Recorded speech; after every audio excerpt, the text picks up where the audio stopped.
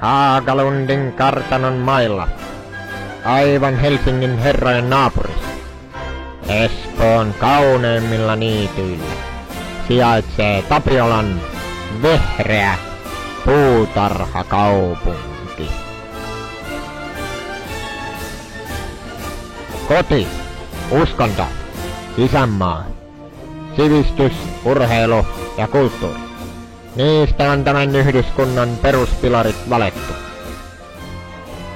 Tässä äiti luonnon kehdossa sijaitsee Veilinjöösin modernin arkkitehtuurin ihme.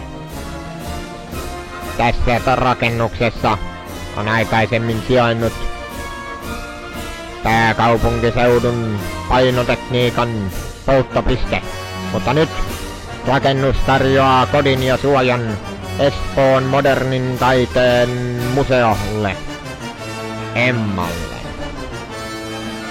Mutta täällä sijaitsee myös Etelä-Tapiolan lukio, jossa opiskelijat ovat sivistyneitä ja opettajat väkeviä. Voi pojat! Uusi lukukausi on jälleen alkamassa. Opiskelijat rientävät ajoissa tunnille. Tässä on Bertil. Hän on abiturientti, 3. vuotta koulussa, tuntee koulun tavat ja säännöt ja osaa liikkua kuin kalavedessä. Mutta mitäs täällä tapahtuu? Voi Viljami! Viljami on ensimmäisen vuosikurssin opiskelija. Ei taida Viljami vielä olla oppinut koulun tavoille. Saa nähdä, kuinka Klopin käy. Nyt Viljami rientää kouluun auttamattomasti myöhässä. Hän rientää portaita ylös. Ja ylös. Saa nähdä, päästääkö magisteri Viljamin sisään.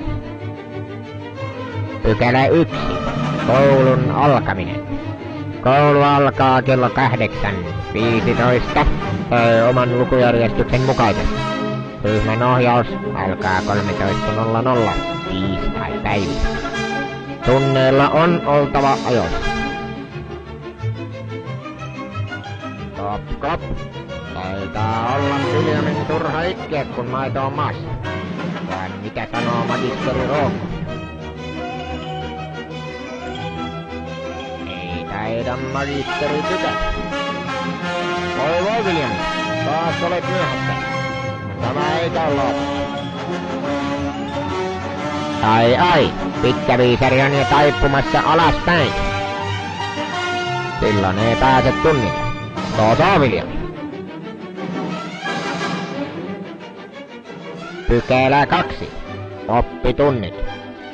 Matkapuhelimet ja muut elektroniset laitteet on pidettävä oppitunneilla ja kokeessa suljettuina.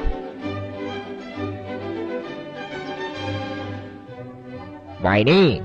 Mitäs se Viljami nyt siellä puuhailee? Taitaa magisteri olla yhtä vihainen kuin nuo linnut sinun pelissäsi, vai mitä Viljami? Se on Viljami. Pykälä 3. Koulun omaisuus. Koulun omaisuutta on käsiteltävä huolellisesti.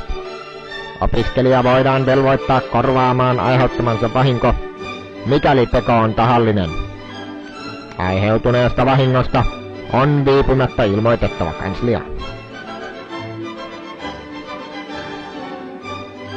Jassoo, vai töhritään sitä pulpettia? Magisteri on tyhmä, vai niin? Kukas nyt on tyhmä, Viljami? Niin. Se on Viljami. Pykälä 4. Päihteet ja tupakointi. Kouluyhteisön jäsen ei saa esiintyä alkoholin tai muiden päihteiden vaikutuksen alaisena kouluaikana, eikä tuoda niitä koulualueelle. Päihteettömyys koskee kouluaikaa, koulun tiloja ja kaikkia koulun tapahtumia, kuten ulkomaanmatkoja. No niin, vihdoin koitti välitunti Viljamillekin. Viljami on menossa lokerolleen, joka on uunituore. Nyt hän avaa lukon. Mutta mitä sieltä löytyykään?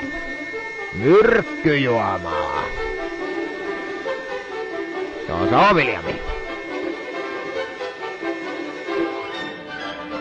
Lokerossa saa säilyttää henkilökohtaisia ja koulunkäyntiin liittyviä tavaroita, kunhan ne eivät rikossääntöjä. Eikö niin, Bertti? Berttilillä on hedelmänektaria. Hyvä, Bertti. Pykälä 4. Momentti 2. Aseistus. Terä, tuli ja joukkotuhoaseet ovat kiellettyjä koulussa ja koulualueella.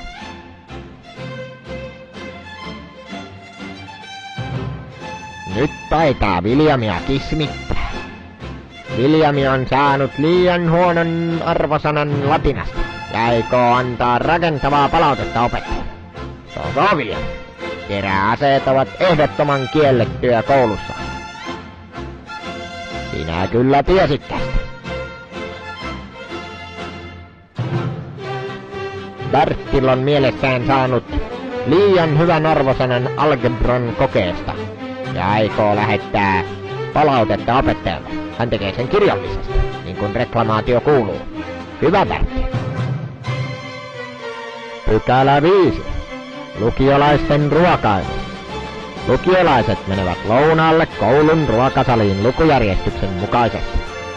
Ruokailuun voidaan mennä aikaisintaan 11:00. Ruokailuvuorot on luettavissa koulun ilmoitustauluilta ja niitä on noudatettava ruokailun sujuvuuden vuoksi. Ulkovaatteet, myös hatut, ovat kiellettyjä hygieniasyistä. Siellähän abiturientit odottavat jo kiltisti ruokavuoroaan. Mutta Viljami, ethän sinä ole abiturientti. Sen näyttävät muutkin huomaavan. Bertilkin ilmaisee epätietämyksensä. Se on Viljami. No mutta Viljami, ei tämä ole kiihdytyskaista. Nyt Bertililtä meni ihan pasmat sekaisin.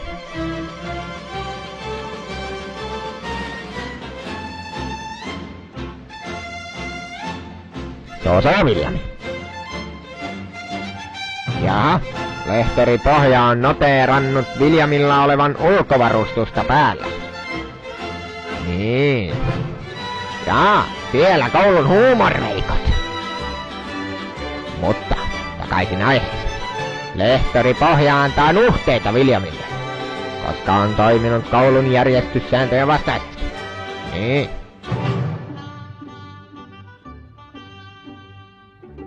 Se on Viljami. Pykälä 6. Parisuhteista. Julkiset hellyyden osoitukset on pidettävä hyvän maun rajoissa. Kyseessä on työympäristö, jossa käyttäydytään sen mukaisesti. Viljami tarkastelee tiluksia. Mitäs siellä on? Oho, Jukran pujut. Tuija osoittaa intohimoaan Viljamia kohtaan. Viljami yrittää kävellä ohi. Ettäs päässytkään karkuun, Viljami.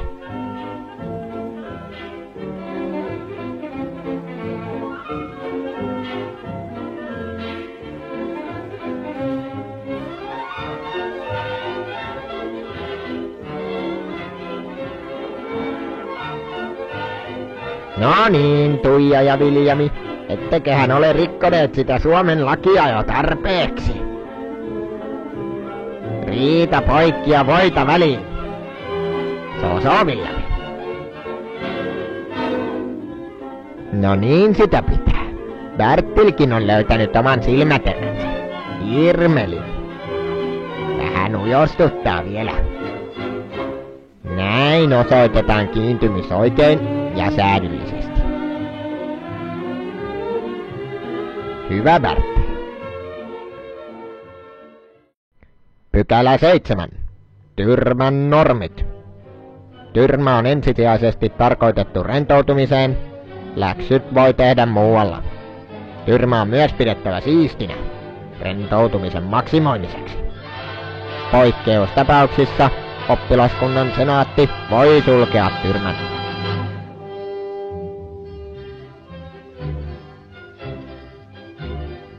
Tyrmässä abiturientit rentoutuvat raskaan koulupäivän koettelemuksien jälkeen.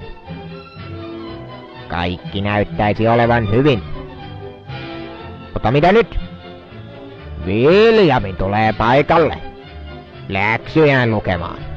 Mutta Viljami, läksythän voit tehdä muualla, kuten kotona, missä ne kuuluukin tehdä. Se Viljami. Mitäs nyt? Tyrmässä on valot täällä. Abiturientit osoittavat tyytymättömyyttään. Mutta Bertil tulee onneksi pelastamaan päivän ja pääsee palkinnoksi itsekin rentoutumaan. Ja ei kun unten maille. Hyvä Bertil. Oho! Viljamilla taitaa olla huono päivä takana, ja nyt hän pistää aivan ranttaliksi. Kaikki paikat laittaa mullin mallin.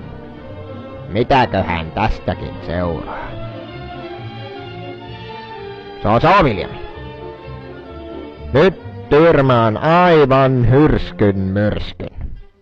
Onneksi Bertil on paikalla. Bertil tietää, miten tilanteessa tulee toimia, ja pistää tavarat järjestykseen, kun hän ensin on paheksunut sitä, joka on sotkenut. Hyvä Bertil.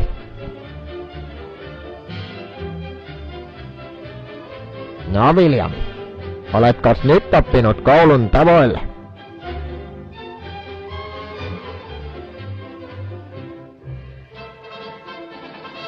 Hyvä Viljami.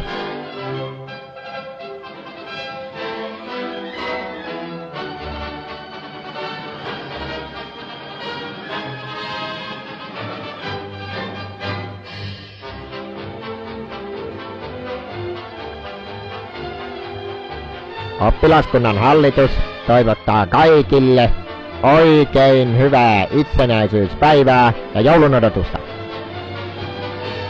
Hei hei!